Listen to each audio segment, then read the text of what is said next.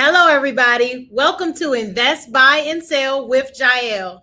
Today, we have a real treat for you. I recently had the privilege of hearing a live presentation from our special guest today during a business conference. Every guest speaker was great and spoke about business strategies and best practices, but he took the stage and the crowd by storm, speaking about the transfer of energy, the function of our brains, and the importance of mindset. My biggest takeaway was the exercise he facilitated about how deep visualization of the future can make our dreams that much closer to our realities. The experience was absolutely amazing. Not only was he a phenomenal speaker at the event, he also has a hit TV show on A&E TV, mentors people across the country on how to wholesale, and is making a huge impact in the lives of others with an awesome franchise. Our special guest is transparent, authentic, inspiring, and living with intention. Without further ado, I'd like to welcome Jamil Damji to the stage. Hello, Jael. How are you? I'm doing well. Thank you for being here. Where are you streaming in from? I'm in Phoenix, Arizona at the moment. Nice. I wish I was back in Phoenix. It's freezing here in Virginia. Oh, I've never been to Virginia, actually. It's a destination that I have on my desired list of places to see next and this coming year while Pace and I do our continued travels. But super happy to be here. Thank you so much for that wonderful introduction. You were too kind. Thank you. Thank you. We'll definitely be more than welcome in here in Virginia when you decide to come on by. Thank you. So everybody has been anticipating you coming on because I know you have a wealth of knowledge to share with everyone. But let's start from the beginning. Can you tell us a little bit about personally where you started and where you come from? Of course, yeah. So my name is Jamil Damji, guys. For those of you that don't know me, I was born in Los Angeles, grew up in Calgary, Alberta, Canada, and I am specifically specialized in the niche of wholesaling real estate. And that's essentially where you find distressed property in distressed condition, and you obtain contractual rights to control that property, and then you sell your rights to purchase that property for a profit. Typically, we sell these types of properties to investors who are going to then fix and flip the property, potentially fix and hold the property, whatever their exit strategy is. There has to be some opportunity in that property in order for somebody to want to buy the contract from you. So essentially, I teach people across the nation how to find these opportunities, how to have conversations with real estate agents to obtain these opportunities, how to negotiate them in a clear and intentional way. Also, how to go directly to homeowners to have conversations to help them out of difficult situations. So, wholesaling is something that I got into a couple of decades ago. It has been monumental for me financially in helping me break generational curses that my family had around economics. And, now that I've been able to free myself from living in a survival place, I am dedicated to helping as many people as I can find similar results and, free themselves from thinking about things like, how do I pay my bills? And, how do I just survive? Right. And once we have the opportunity to free our minds from the basics of the necessities of life, then we have time to think about higher pursuits. And I think that as a species, if we can all find our way to that place sooner, yes, we'll be better off. Yeah, absolutely. And you talked about, your catalyst for that was really the mindset that you were brought up with economics. Can you dive a little bit deeper into that? And yeah, of course. So, I grew up in a lower middle class family. I have two beautiful parents who work their, entire lives, 10 to 12 hours a day. I consider myself a latchkey kid, meaning I, essentially got myself to school, got myself home from school at a very young age, just wandering the streets. My sister, 6 years older than I, has a big impact in my life, helped raise me. And, essentially we were just two kids trying to figure it out together. And because of our bond, we were able to, remain friends and close even to today. We're still business partners, and I consider her, one of the most important people in my life. But I grew up around a situation where my parents had to struggle for everything, and they have, and quite rightly, a mindset where you had to struggle to survive. You had to really, really, really be, more than the person beside you. You had to look at the world from a very zero sum perspective, and you either had to win or you're going to lose. And because of that, I grew up competitive. I grew up, with a lot of trauma around how do I get out of what my mom and dad have been having to deal with their entire lives, which is essentially trade all of their time for very little money. And because I had that mindset, because it was always something that I had strived to break, even as a young child, I was always looking for opportunities to make money. I was one of those very industrious kids who would sell things and try to connect the dots to do better, at least for the immediacy of my circumstances. And I think that mindset has been very helpful, but also destructive in some ways, because finding balance when you are so disproportionately driven towards success is a challenge. Finding balance is definitely something that I've struggled with, and listening to a lot of your podcasts and things that you've shared, it made me take a step back and say, the consistent action, the success is going to come, but I also have to take the time to enjoy the people around me as well as the journey. So thank you for everything that you've shared with so many people. And that balance is super important. And also, trying to figure out how to get that in life. But coming from that background and having parents that worked so hard and were so dedicated, what was your first job and how did it make you feel? Well, my first job was, it didn't last super long. I was an usher in a grandstand of a rodeo. And I was, standing outside in, the blistering heat in the middle of summer for 12 to 14 hours a day. That job didn't last very long. It was only a 10-day job, because it was like for a state fair basically. And oh my God, but it was brutal, but it was my first employment. After that, in college, I had to support myself. I needed to earn money to be able to pay for gas and parking and books and other things that my student loans and whatever money I had wouldn't cover. And so my first job in college was at Taco Bell. I actually worked for a few years at Taco Bell. I was the drive-through operator. I was also the what they call the dish bitch. So I would wash dishes until 2-3 o'clock in the morning. And it was fast food, right? Like it taught me a lot about just making sure that you get up and do the hard thing, right? It was a difficult job. And considering the fact that I was working at Taco Bell in college, all of the beautiful girls that would, go out on a Friday night would go, out to the bar. They would then want to have some Taco Bell on their way home. And so there I was in the drive-thru looking at the girl I had a crush on in chemistry. And I'm feeding her tacos, but not because we're on a date, but because that's my job. And so it was, it was humbling for sure, but it really showed me that you can get trapped in a life like that. Because I had managers that were in their mid 40s and 50s, and these people would literally, this is what they were going to do for the rest of their lives, right? They're a manager at Taco Bell. And nothing against that. Yeah, we're all entitled to our experience. We're all entitled to how we earn a living and to the level of our ambition. But I could really see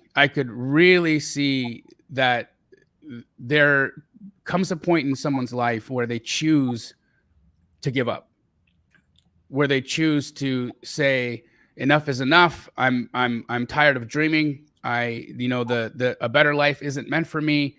This is my lot. This is where I have to find happiness and joy.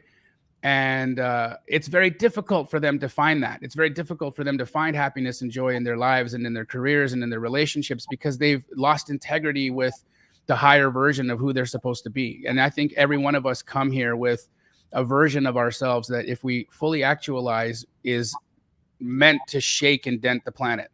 Oh, yes. And everyone, there is no person that comes here without that opportunity. And so when we decide to fold in the chips on that opportunity for ourselves, I think you experience a death at some level, right? Yeah. You die inside to a degree, and reviving that person or reviving that dream is very difficult to do. And sometimes it just can't be snuffed out. Like sometimes people will have nervous breakdowns, or they'll have a midlife crisis, or something will happen to them that is so incredibly powerful that even in their, the middle of their life, like 50 years old, might have a snap and a break where they just completely reinvent themselves and take the world by storm, which is beautiful. And I think that, people have the opportunity to do that. Nobody, like, even though I say that you trade it in and you fold in and you decide that this is what you're going to accept in life, it doesn't mean that you can't make another choice. It doesn't mean that you're relegated to that choice forever, and that, you've kind of given up and you'll never have another opportunity to actualize your highest potential again.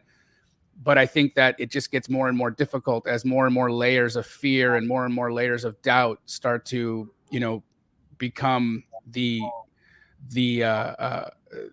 debris that blocks you from being able to be what you really want in life. Yeah, I totally agree with you. In my first couple of jobs, I saw that and I'm like, this can't be it, and it's nothing wrong with people who are there, because it doesn't matter how old you are. You always have the opportunity to do something different, but overcoming that fear is the hard part. And that takes the mindset shift. And I really appreciate you sharing with us the humble beginnings, because people see the picture now and think that it was always that way. But honestly, I know you learned some things from being at Taco Bell and sacrificing being there when everybody was out partying. So that became the catalyst for you to go ahead and be a great entrepreneur. So what was that journey? How did you go from Taco Bell to where you are now?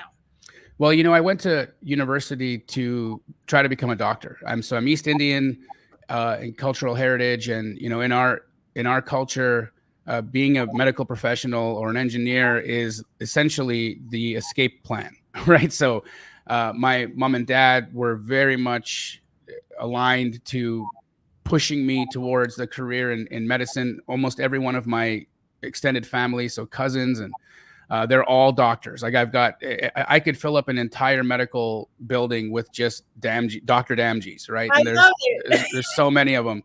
And I actually tried to be one, right? So I went to college, and I did a degree in physiology, human physiology, and I did very well in my undergrad. I wrote the exam to try to get into medical school, and I did pretty well on that exam as well. But what ended up happening is I wasn't admitted. I didn't get into med school, and it was shattering for me, because I had worked so hard and I had done everything right. And I even had better grades and a better test score than people who had been admitted. And so it was this interesting dilemma that I faced, because I saw that somebody had the opportunity to make a decision to decide my destiny, and it wasn't me. And that completely changed my perspective on life and what I wanted to do from that point forward, because I made a decision consciously to say, I'm never going to let another person make a decision that's going to be how and what I get to do with my life. So I had to shift. And, that meant disappointing my family, because I had to eventually come to my parents and say, I'm no longer going to pursue this career in medicine. I'm going to become an entrepreneur, which, essentially they were like, you're done. Right. Like, this is not what we had planned for you. This isn't why we work 12 hours a day. This isn't, what we had hoped and dreamed for our son. And so that was tough.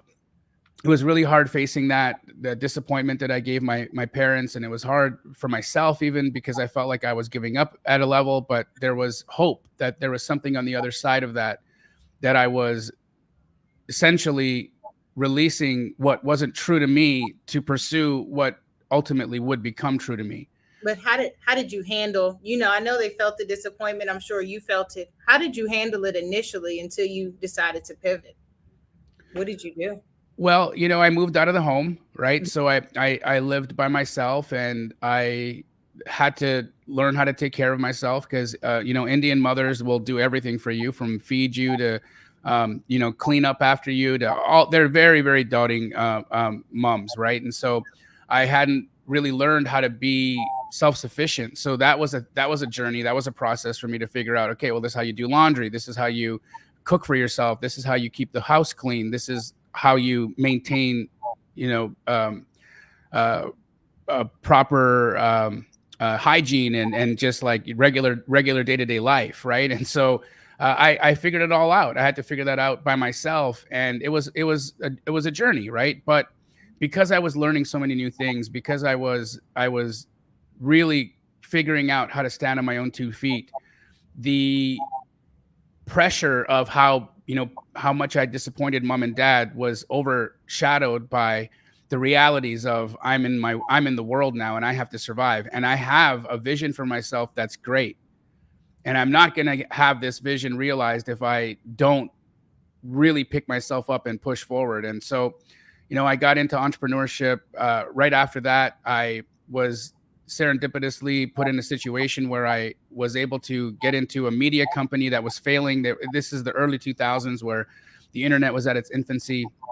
This company was selling website design to small businesses in Calgary, Alberta, where I grew up.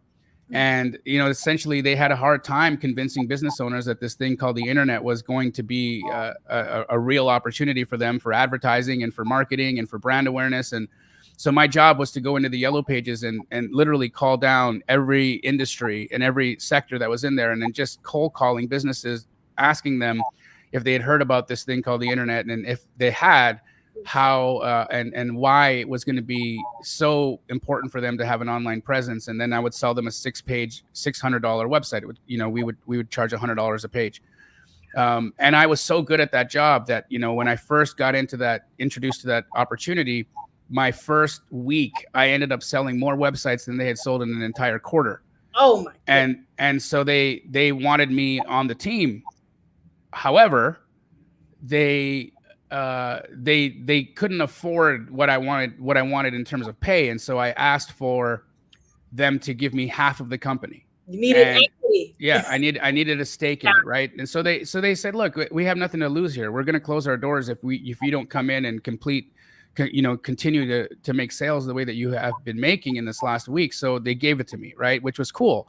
However, I didn't know about due diligence at that point. I didn't understand how to look at the books of a company and understand the financial statements of a company. And so what ended up happening was they really misjudged their costs. And we would sell a website for $600, but ultimately when you added all of the expenses up, it actually cost us $700 to make one. Oh my goodness. And so here I was selling these websites, and I was very quickly putting us out of business, right? Like very, very, very, very quickly. And that was a shame. However, it put me in proximity to somebody who was in real estate. And I see how this journey just connects at 30,000 feet sometimes when you look back at everything, right? And so, so this website company doesn't work out, but here I'm sitting in a room where these two real estate investors are talking about deals that they're doing, and the money that they're talking about is just mind-blowing to me, right? They're doing a project where they're going to make $160,000, and I'm thinking, I've never even heard numbers like that said, right? And so I interject myself into a conversation they're having at one moment, and it leads me to uncovering that they're looking for more houses to bulldoze so that they can build luxury duplexes. And I had no money, I had no credit, I didn't have a real estate license, so I really had no way to get myself involved in doing anything with these guys other than helping them maybe find some more of these building lots. Next day, I'm walking my dog. I walked by a house that's for rent. I'd actually tried to rent it earlier, a few months prior, but it was a couple $100 out of my monthly budget. Just kind of give you an understanding of where I was financially at the time. And I called that for rent sign, and I asked if that individual would be interested in selling instead of renting it because they had been unsuccessful in finding a tenant. They had said, yeah, but it has to meet our price. And I asked what that price was. She says $350,000. And I rushed to the office and I asked my, it was my business partner at the time, how much him and his father would sell or buy one of these homes for, this specific home. And they said $400,000 all day, right? So now I got this $50,000 problem I've got to solve because I don't have $350,000. But I do know that if I can find $350,000, I can buy this house and I can then sell it to these guys for $400,000 and make $50,000. So how do I do this? I love it. Right. There's the internet's brand new. So there's no, Jamil Damji, Pace Morby, Cody Sperber. None of us exist at the time. There's no people selling education or even YouTube doesn't exist. So I have no one to teach me. Right. And I just revert back to what I know, which is calling people in the phone book. So I start calling real estate attorneys. Oh, my goodness. And I get through to the letter S. And I contact an attorney by the name of David Steed, and he explains to me the process of what I wanted to accomplish. And he said, it's really easy. You don't even need any money to do this. You need contracts. What you're trying to do is called a skip transfer. That's the term that they use in Canada for it. And I said, okay, well, explain it to me. He said, well, you just need two contracts, one where you're the purchaser of the property, but you have to make sure that you have the ability to assign that contract. So in your buyer name, you want to write, Jamil Damji and or assignee. And then you want to have a contract that is identical to the one that you've just filled out in terms of, closing date, conditions, all of the different inspection situations. All of that has to line up. The only difference is being that on contract number 2, I'm no longer the buyer now. I'm the seller. And once I had all of those documents completed, I was to bring them to the attorney who would then do a conveyancing. And then when all is said and done, I should have a profit. And that's exactly what happened. A couple of weeks later, there's a $47,000 and change bank draft waiting for me at this attorney's office. And my entire world was changed, right? Because I had in my mittens now money that we'd never, ever seen before, right? So this just became a paradigm shift for me. And it showed me that I have in my hands now, possessing a tool that can financially completely change my entire life. And so that's, my first deal, how that happened. And I went off to the races until the financial crisis, which kind of wiped me all out after that. Jamil, there are so many things that I have to unpack here. The people are going crazy because, first of all, your first wholesale deal was $47K. That is major. Great accomplishment in a couple of weeks of figuring things out and never giving up, knowing that there was a way to achieve what you were trying to do, even though people weren't talking about it, even though there was no internet to go and look it up.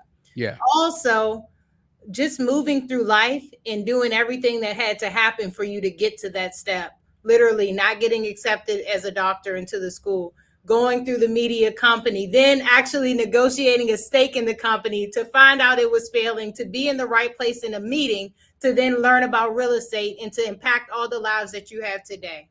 That is mind-blowing. It just always goes to show that the things we perceive as failures are not always failures. They're actually leading us to something even bigger. Every time. Every time. Even if it takes years to find out why that had to happen, it's always something so much bigger. Wow. Thank you for sharing that. Of course. So from that first real estate deal, you now own several different companies. Tell us a little bit about those and, just from the first one to where you are now. Well, Key Glee is my wholesaling operation. We are franchised in 100 different markets in the United States. So we've, definitely got our a very heavy brand presence in the space of wholesaling. I have taught over 5,000 individuals how to wholesale. And, my community in Astro Flipping is one of the most successful communities of real estate wholesalers that exist, if not the most successful community of wholesalers that exists out there. We routinely are having quarters where the students will make millions and millions of dollars in assignments. And it's just mind blowing to me how successful people can be with the right mindset and the right education and the right community around them so that they have the accountability and the partnerships necessary to succeed. And so, through Key Glee, Astro Flipping, my mentorship community, I've been able to be extremely successful, both financially, but also in personal impact. And, there's something to be said about you get to a point in life where you've made enough money to buy anything and everything that you could possibly want. But then what? Mm-hmm. Right? What's next? And I reached that point. Where I have all that I desire in terms of material wealth. I'm a pretty simple person. If you notice, I'm in the same black T-shirt all the time. I wear the same stuff. I'm very, very simple, right? Like I don't like a lot of decision making. I want to be as routine as I can to just keep myself in a steady, consistent forward momentum. And that for me has allowed me the space in my mind to then be free to be super helpful. And I'm grateful. I'm grateful for the success in the companies. I'm grateful for the success of the community, and I'm excited to see what continues to transpire for not only myself but for the thousands of people I get to have the opportunity and the blessing to be helpful to. Absolutely. And you talked about teaching at least 5,000 people that you know how to wholesale. That's not even including just watching you on YouTube and also all of the other people that they've taught how to wholesale. So right now, we already know you're building a legacy. You're legacy driven at this point because you have everything that you could possibly need. And everybody already knows that what you've done is so amazing. And we can't wait to see what you're going to continue to do. Thank you. So let's talk about some of the challenges you face that may have kind of hit a roadblock at some points. What did those look like, and how did you overcome them to keep on building these super successful businesses? I think the challenges that typically present themselves are internally driven, right? So I have, in my life dealt with them, traumas growing up, bullying, and finding ways to exist in the world where I was safe, and I had to develop tools to in order to do that, right? And so for myself, people pleasing has always been a definite obstacle where I'm having to continuously check in with myself to make sure that if something is authentically what I want to do, or something that I'm doing because I don't want to rock the boat. Wow. And so, I've had to really become self-aware to understand the internal motivations of, why I do the things I do. I think secondly, for me, being really honest with my capabilities and then figuring out what I lack at, and then finding the appropriate people in my life to come in and fill those gaps. Yes. And it requires an incredible amount of humility to be able to be honest with our self-assessments. It's really interesting as I sometimes go in and listen to some of the calls of people who, want to join the community, either sub 2 or astro flipping or whatever it is. And I just listen for educational purposes to see where people are at when they come in. And what's really funny is that, 90% of the people that'll hop on a call like that will lie. They'll lie about what they know. They'll lie about what they accomplished. They lie about what they are like, the tools they already have and that are that they're using. They're always trying to be protective of themselves to keep themselves from being vulnerable to maybe buying something or making an investment or doing whatever, right? So you listen to where people are, and I really enjoy listening to that, because I then get to meet that person who eventually says, okay, I'm gonna cut the shit. You're right. I have no idea what I'm doing here. I've been trying to do this for a year. It's not working the way I'm trying because I'm just piecing together things that I'm seeing on YouTube and other social media platforms. And it's not what I need in order to be successful. I don't have a strategy. I don't have a structure. I don't have organization, and I don't have a community to help me do this. And so you finally get people suspending the structures, the walls that they build up around themselves, of BS. And so for myself, I was very, very good at being real with myself about what I can and what I can't do. But I think one of the things that are holding people back is their capacity to be honest with themselves, about their honesty about, what they actually put forth in a day.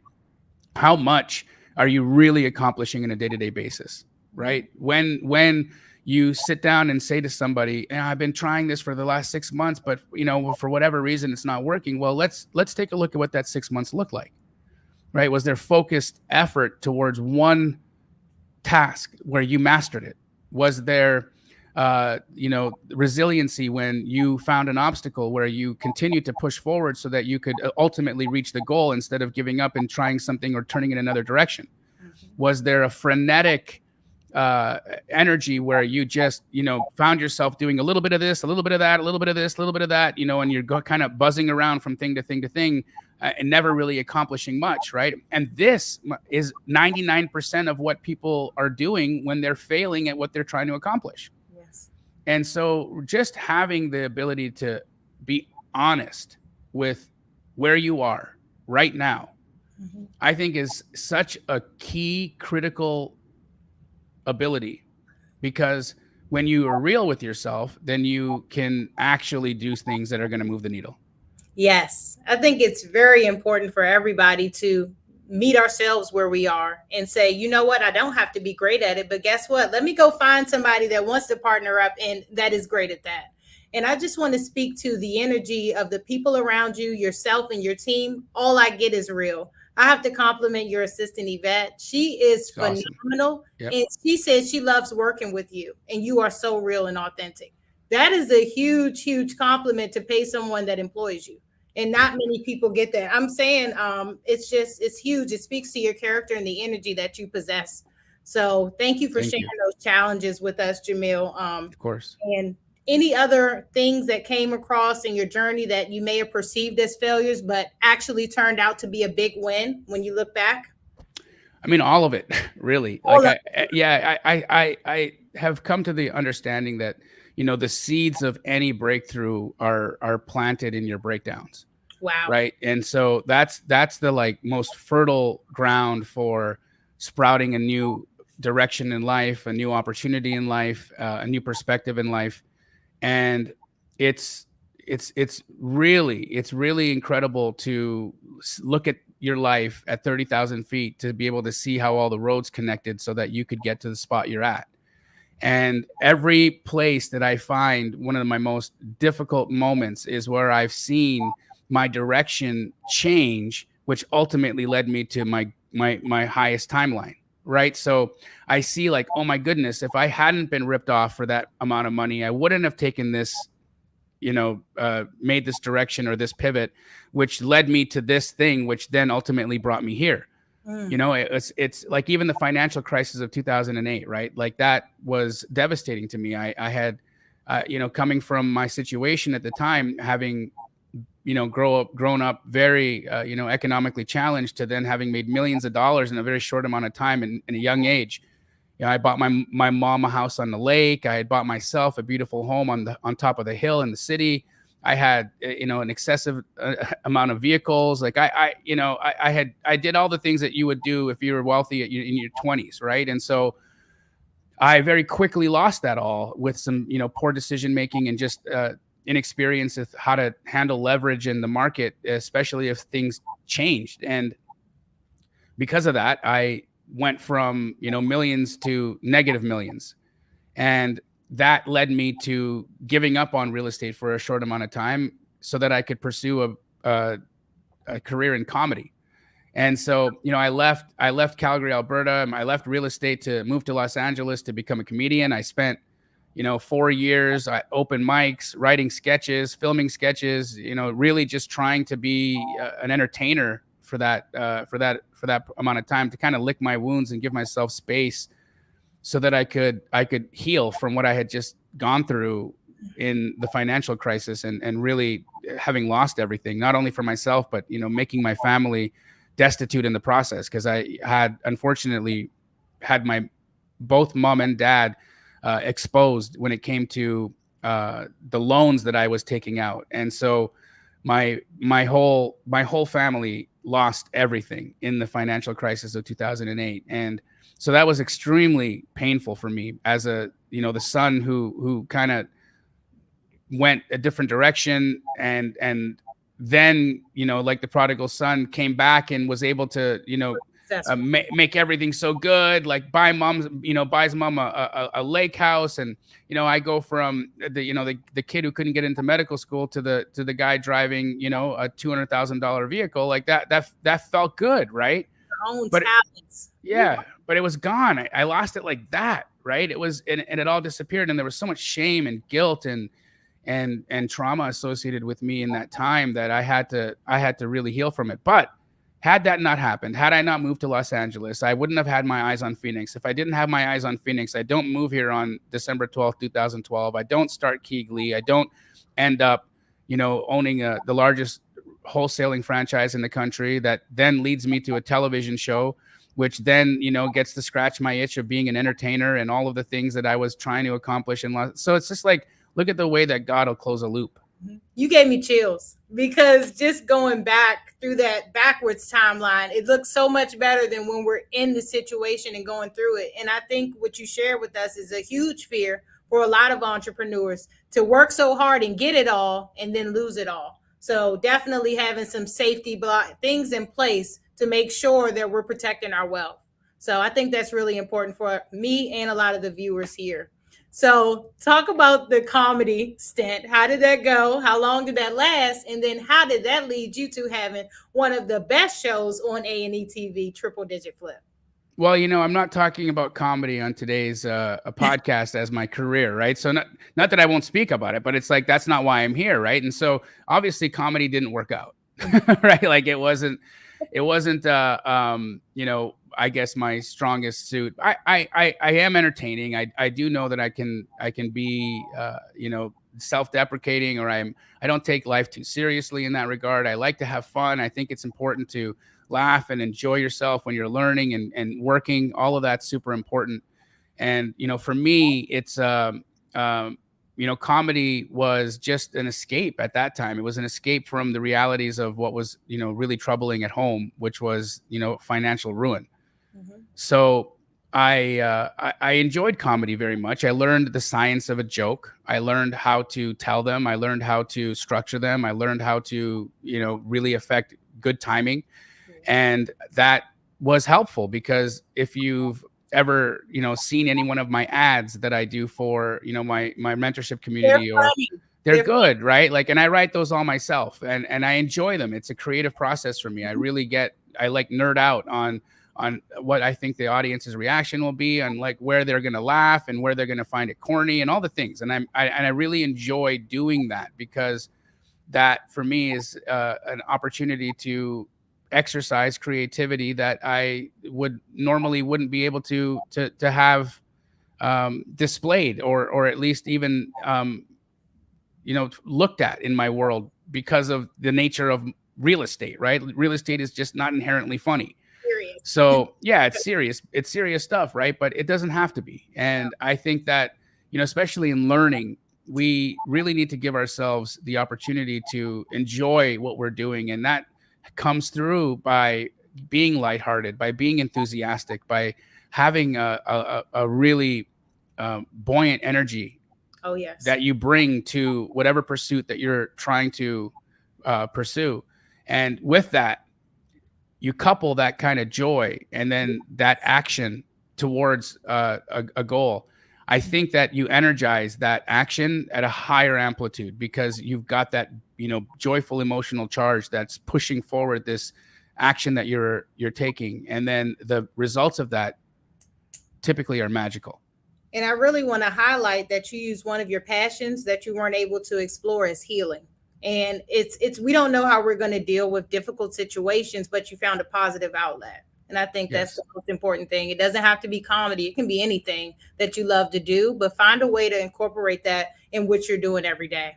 Absolutely. And I love your skits. So I had no idea. And thank you for sharing that. So how did the TV show come about? How did you and Pace end up meeting up once you got to Arizona and all of those different things took place? Great question. So, I'll start with my friendship with Pace.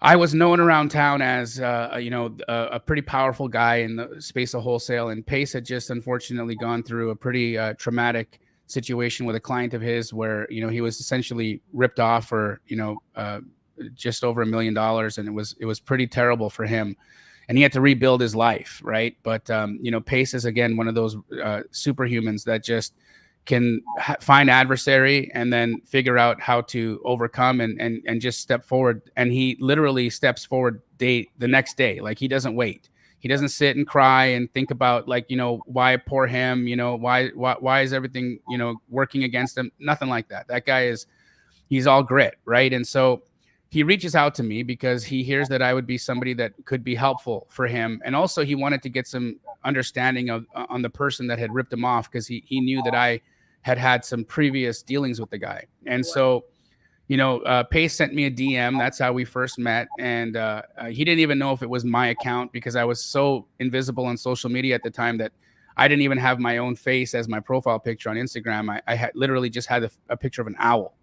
And it had been the picture of an owl for like 3 years. And I was just one of those guys, invisible on social media. I really didn't care about it, really didn't understand how to use it as a tool. And so that was what it was. And, he sent me a DM. We meet for lunch one day and we hit it off, right? We became pretty fast friends. I uncovered for him the dangers of the relationship that he had been in with that other individual who ultimately, stole from him. And he saw I was sincere. He understood that I knew what I was talking about and I was trying to be helpful. And so as he's trying to rebuild, Pace and I start doing a lot of business together. And, he's using my expertise in comping properties to help him understand, where he should be buying properties at. And so we have this really cool ebb and flow of competing against each other, but collaborating as well. So we would buy deals, sell deals. I would dispo deals from him. Or for him, I think his first 100 deals we sold for him at Keighley. And so, there was a really good friendship that was pretty raw in the fact that, he had been going through a hard time.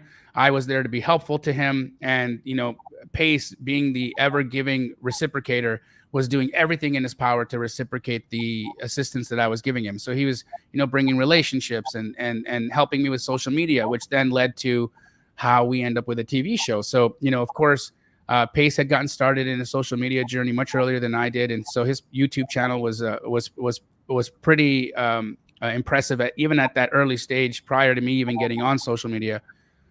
And one day, him and I, we record a video of a walkthrough we're doing on a house that we decide to flip together. And we just post on Instagram that we're going to be meeting at this property to do a walkthrough if anyone wanted to join us. And, 60 people show up in the matter of a half an hour. And we're walking through this house and there's 60 people behind us. And, my videographer, Bobby, is filming it all. And Pace and I are having a blast. It's a hoarder house that used to be owned by a police officer. So, all the things, right? It's like, wow, I didn't know the cops could be this dirty. Like it was like a hotbed of humor for me. Right. And so I enjoyed just the banter and the quips that we had in that walkthrough. And Bobby edited that and put it up on Pace's YouTube channel. And, about a week later, some executives at A&E caught it and watched it. And they were then desperately trying to get a hold of Pace and I. And so they would reach out to me on my LinkedIn and on my Facebook, but I was ignoring them. They would reach out to Pace. Pace was, kind of didn't believe that they were real either. So he was ignoring them. And then, they ultimately just kept bothering us to where Pace said, look, let's just give these guys a meeting. Right. So I head over to his place and we're standing there on a Zoom and, these two ladies show up. And I had no idea who they were, but I start Googling the name on the Zoom, to see who they are. And I see, it's the executive vice president of alternative programming at A&E. And I'm like, okay, I guess I better straighten up a little bit here. Right. This is a real meeting. Yeah. What are we talking about? And so, the meeting goes really well. We're who we are, right? We're fun. We're entertaining. We're knowledgeable. We're authentic people. And that came through immediately in our interview. And they did something that was unprecedented in the world of television. And they said, look, I normally would order a pilot. Actually, the way we would normally do this is we would order a sizzle reel. And if people like the sizzle reel, we'll then order a pilot. Because all this stuff is really expensive, right? Like shooting one episode of a TV show costs over $350,000. Did not know that. It is a very expensive, one season of Triple Digit Flit costs $4 million to make. Whoa. Right? So it's expensive. And so they don't just willy-nilly shoot sizzle reels and they don't willy-nilly give out pilots. And many shows never even make it past a pilot, right? So we end up in this insane situation where the executives say, we aren't going to order a sizzle reel. We're not going to order a pilot. We love you guys so much. We're going to go straight to a series order. Are you interested in doing 10 episodes? We would get started in a few months. And amazing. Yeah, it was pretty cool. And, there we go. Right. A few months later, there's production vans and RV. We have houses now that we have to renovate. And it's just this whirlwind of a situational change for us. And now we're, on TV. And that in itself has been a beautiful journey. I love spending time with my brother and hanging out. In addition to him, my sister is also on the show, so that was always a really good time to just be around my sister. She's a wonderful and beautiful woman. Laura, Pace's wife, was heavily involved in the show as well, and her and I are family as well. And so it was just a fun, beautiful time in our journeys.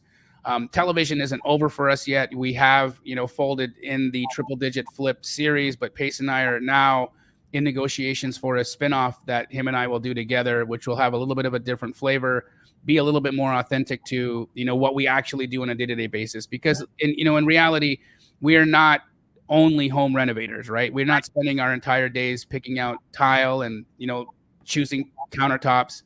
Our days are really about impact. Mm-hmm. We impact thousands of people. We help so many folks, and we've solved thousands of problems. And there's, I think, an interesting storyline to be shared with the United States population about how real estate investors don't have to be predatory. We don't have to be viewed at, or even, not only viewed at, but even behave in ways that are counterbalancing, people's lives, and truly you can make money being helpful by helping people. Yes. And so, I really want to affect the narrative in that way, because, the facts is that when you have such economic disparity as you have here in the United States, especially when it comes to access to housing, it's hard not to look at people who are in the real estate investment space, especially if you're somebody who's struggled with homelessness or housing in general, and not see the unfairness of it all, right? And not to be easily become victimized by circumstances and feel like it's hopeless and you have no opportunity to transcend whatever your current situation is. Oh, yeah. I want to share something personal with you and the viewers. When I got into the real estate space, you see a lot of predatory folks in there, and a lot of people that just want to focus on the money. But for me, it actually happened where it was so many people that needed help. And I realized there's a huge need for this. And also, my mother and I were displaced for 8 months, and we were in a hotel building these businesses, and people don't know that. And that's why we feel very strongly about midterm rentals, because they allow families to feel like they're back at home in situations like that. People just don't understand how much need there is to help people, and that everybody can win in the situation. It doesn't have to be a winner and a loser. Everyone can win. Absolutely. I mean, there was a time when, after the financial crisis, I was homeless as well, right? And so, like, there was, we lost our houses. We had no money. We had very little in terms of liquid cash available to be able to even rent a place. And so, here we were, my mom lived on a lake house. I lived on a house on the hill, to having those foreclosed on, to losing all of our vehicles, to then having to rent a place in like the hood of Saskatchewan, Canada. And, it's my mom, my dad, my sister, my niece, you worried, my dog, my cat, myself, all in a 2-bed, 1-bath apartment. Oh, yeah. And it was terrible, right? It was a terrible situation. It was a terrible way to live. And I get it, right? And so, because I've experienced this, because I've experienced foreclosure, because I've experienced homelessness, because I've experienced what it feels like not for somebody not to want to rent to you because there's children, you understand that you have an obligation, if you can, to change that, to do better, to be more inclusive, and to give people a shot, right? To really help people. One of the things that was interesting is, when I was living in LA, I had a hard time coming up with rent, because, rents are expensive there. And, I wasn't earning a lot of money as a comedian, and my sister was, supplementing me and helping me as much as she could. My rent was $2,700 a month, and I had roommates helping, there was the 3-bedroom house. 2 of the bedrooms were being rented to roommates. And I remember there was a point where I just couldn't make my portion of the rent. Mm-hmm. I could come up with a little bit, but once gas and food and all the things were handled, and I was living really, really tight, I just couldn't make it. And so I went to my landlord, and I'll Donna Horton, rest in peace. I'll never forget her. Right. I went to her and I asked if she would reduce the rent for me for a little while. And, that's not something that people do. Mhm. Right. They're like, you got to pay the 2,700 or you can't live here. Like, that's just what it is. And this woman, she did something for me that I'll never forget. She reduced my rent to $2,200 from 2,700, and she let me have it reduced for an entire year. Wow. And I'd never seen somebody be so compassionate to someone that wasn't like their responsibility. She basically said, I'll just cover the mortgage, instead of Yeah. taking a profit just to help you out. That compassion, that also translates into what you're doing for people and the communities that you and Pace have built for us to do that and give back even more to the communities. Yes. Powerful. I was going to ask you, what is your ultimate goal with media? But I see that you guys are showing the other side of real estate, not just the big checks and, the glitz and glam, but also all of the problems that we see every day. Sometimes we take on the burdens of the people that we've helped. So tell me about your most impactful transaction and how you help someone. If you can. Yeah, I've had a lot of impactful real estate transactions, and a lot of really cool stories that we were able to showcase on the television show that I think really speak to the how real estate and how investing and solving problems can really be impactful for people's lives. But I think one of the most prevalent and top of mind transactions that I was a part of. So there was this family that had these homes here in Phoenix, Arizona, and they were in pretty decent. It's a pretty decent neighborhood, but the kids had left. The kids had left dad, and their father had unfortunately descended into dementia. And because the children were not present to take care of their dad and really checking in on him, he got to a pretty dark place in his home. Wow. And when we finally were walking the property after he had passed away, and the kids had called us over to give them an offer. I mean, there was feces everywhere, right? It was covering the walls, covering the floors. I didn't understand how somebody could get there. Mm-hmm. And I remember looking at these kids and just how saddened they were that their dad had descended into this place, and that they weren't there for him. Yeah. And the way the transaction went was a little bit jarring to me because, the children said, okay, look, we will sell you the house. This is the price we want. It was a great price. These are the conditions that will sell you the property, and these are the things that are your obligations. First and foremost, after you purchase the house, you cannot let the neighbors into the house at all until this house has completely been either demolished or until you've cleaned up all of the bio waste, right? Second, once this house has been renovated, we want, neighbors are going to be coming by and they're going to be asking, about the person who lived here possibly, and, what you guys did. We would really want you guys to maintain privacy and not share with people, what happened to our dad. Right. And they were so worried about the image of their family being tarnished because of this thing, that I don't know that it was super like that us doing that deal was super impactful for their benefit, but it opened my eyes. Yes, it opened my eyes to so much. right? And it really made me understand how important it is to connect with our people. Oh yes.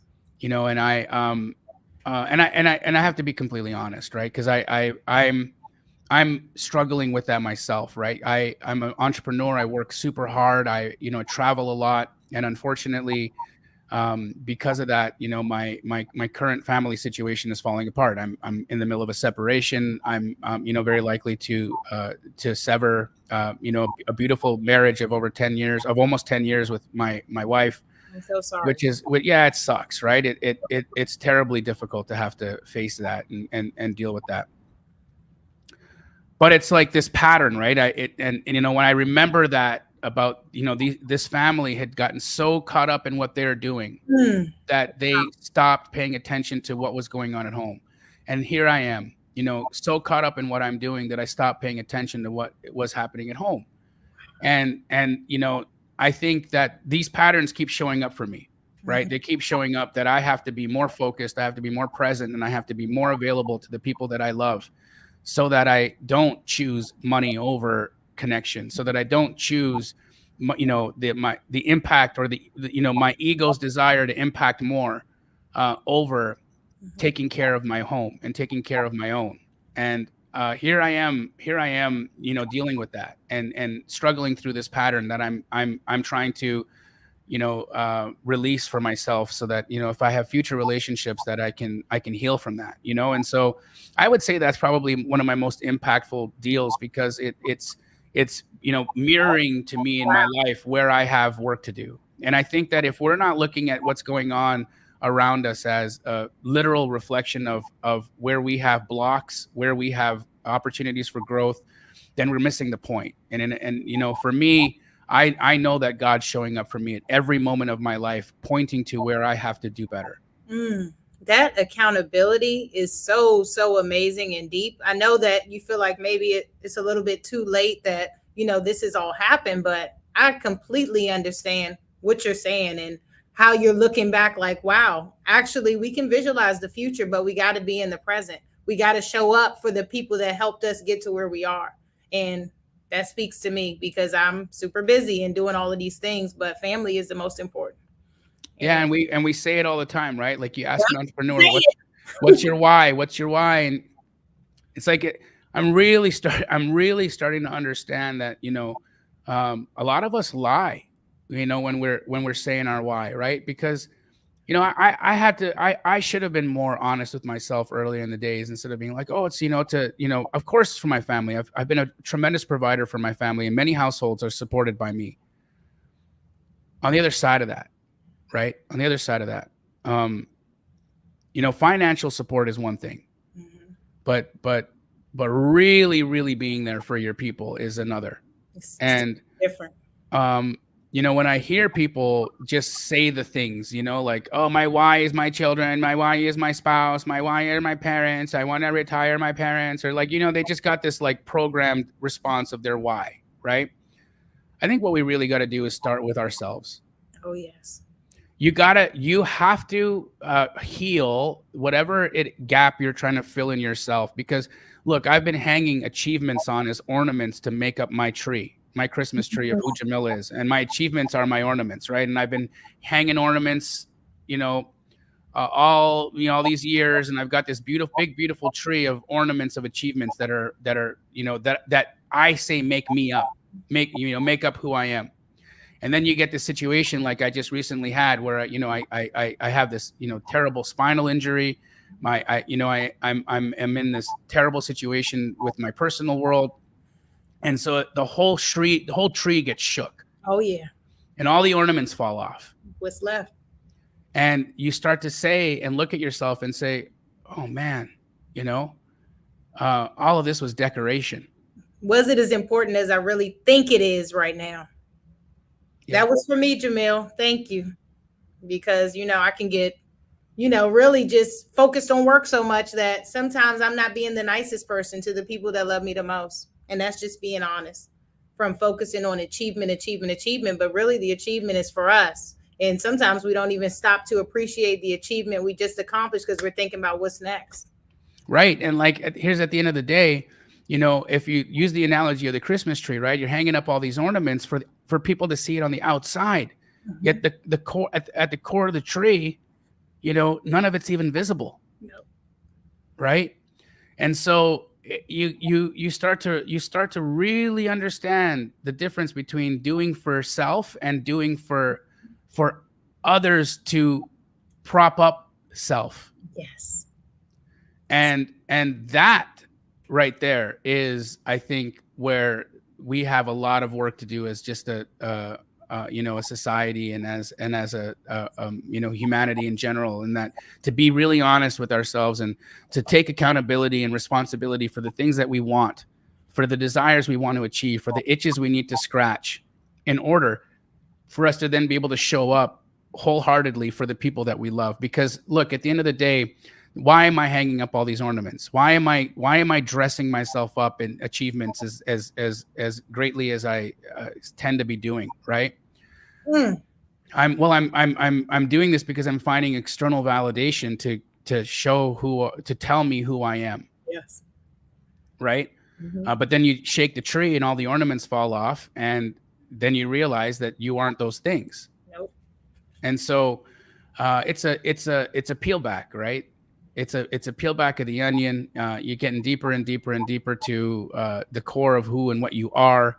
And I believe that you know, at the core of who and what we are, we're all just, you know, divine energy here, really trying to experience itself in a collaborative dance of expansion, right? And we're all here, you know, helping each other, whether it be to learn through obstacles and difficulty and challenge, or helping each other through collaboration and walking one another home, whatever that is. You know, look at the people who hurt you as your collaborators, and look at the people who help you as your collaborators as well, because at the end of the day, we're not separate.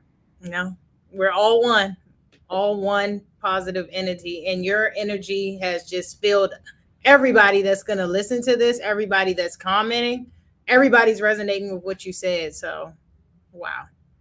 Honestly, to close it out, Jamil, tell us about how people can connect with you, how they can get in touch with you, how they can do deals with you, and what we can expect next.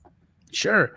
Well, you can find me on my YouTube channel. It's just youtube.com/Jamil Damji. I put out weekly content there where, you know, I share with you guys my experiences in wholesaling.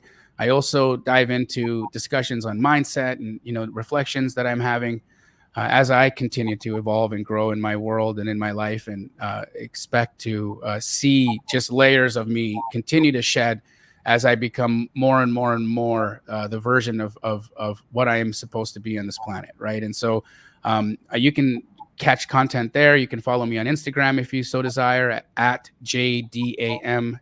That's at JDamji. Send me a DM. I'm in there as often as I can. If I don't personally respond, my teammate will respond. But if there's a message you need to have me see, they'll get it to me. So, you know, reach out, interact with me. I have a tremendous desire to be of service to this community. And I really encourage each and every one of you guys to take, you know, to take what you're doing right here and right now as seriously as possible. It is life or death, guys.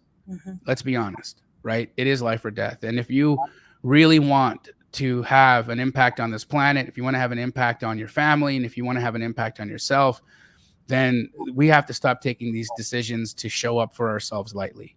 I mean, show up, but, you know, you show up prepared, and do that every single day. And if you can show up prepared to at least fight every single day, the results of that are going to be monumental. And I'm looking forward to seeing any and all of you continue to succeed, to continue to excel and expand in your lives. I pray for all of you guys to really enjoy the benefits of coming to learn about how wonderful you are. Thank you so much, Jamil. Nobody else could have said it better than that. And thank you for being here. We appreciate you and your wonderful team. Just so much gratitude. And everybody go show Jamil some love, follow, like, support. Thank you. Thank you, Jael. Nice to see you today, and have a wonderful day to the rest of you. You as well.